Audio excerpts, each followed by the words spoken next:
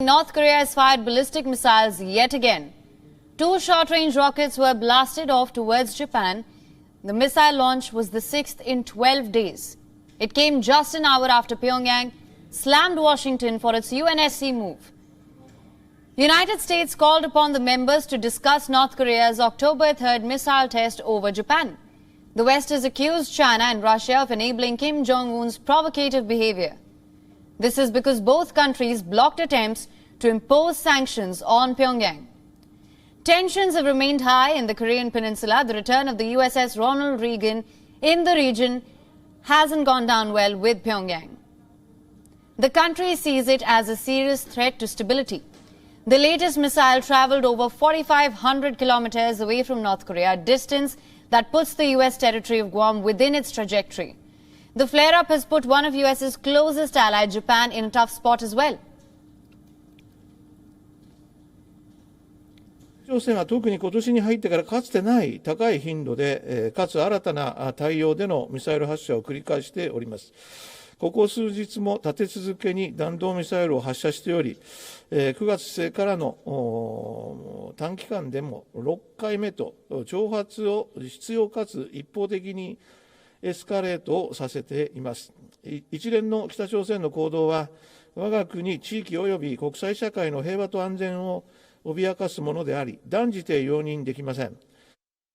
Now, the first launch likely covered a range of 350 kilometers, while the second one covered 800 kilometers. The volley of missiles is being seen as a direct response to US, Japan and South Korea's joint trills. Now, in the past 10 days, Pyongyang has carried out 5 separate launches of 8 ballistic missiles. They have been fired over Japan for the first time in 5 years. The tensions have called for frequent meetings between the White House National Security Advisor Jake Sullivan and his Japanese and South Korean counterparts. In response, there have been multiple statements of condemnation as well, and a series of counter-missiles fired towards North Korea.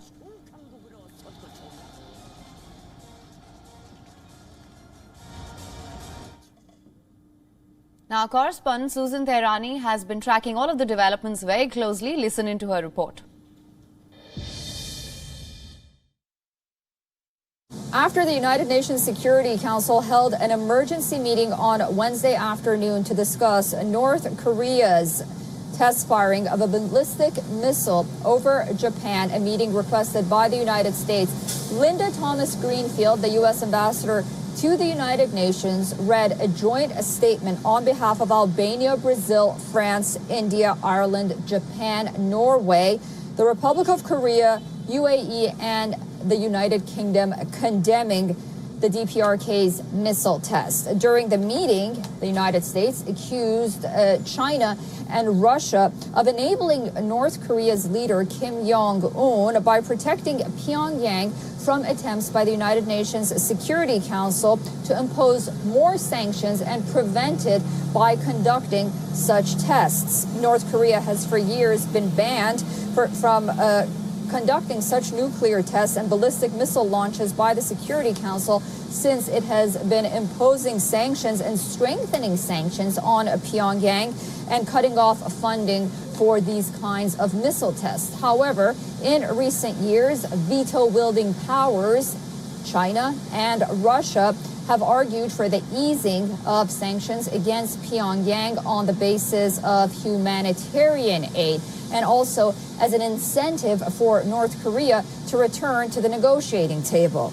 Meanwhile, UN Secretary General Antonio Guterres also condemned North Korea for its test firing of the ballistic missile.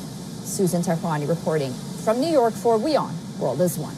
WION is now available in your country. Download the app now. Get all the news on the move.